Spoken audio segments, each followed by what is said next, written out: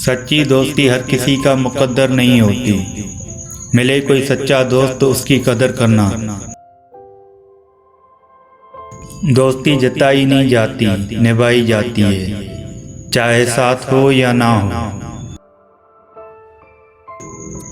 कभी अपने दोस्त की सच्चाई का इम्तिहान मत लो, क्या पता उस वक्त वो मजबूर हो और तुम गलत फहमी में एक सच्चा दोस्त खो बैठो।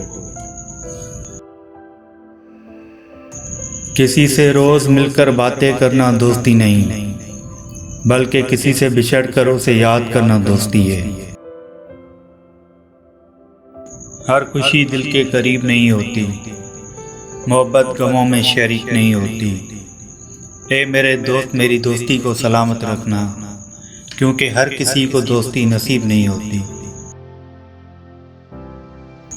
कभी मत सोचना हम भूल गए हैं तुमको, जिनकी यादों से दिल धड़कते हों वो दोस्त बुलाए नहीं जाते।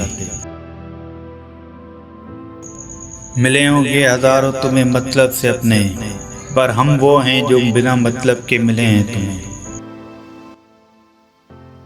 खुदा करे ये दोस्ती इतनी गहरी हो, वक्त तेरा आए और मौत मेरी हो।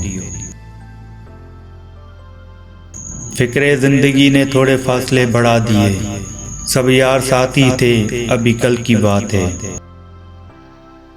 मुनाफिक तो और भी जलेंगे जब हम सब दोस्त एक साथ चलेंगे।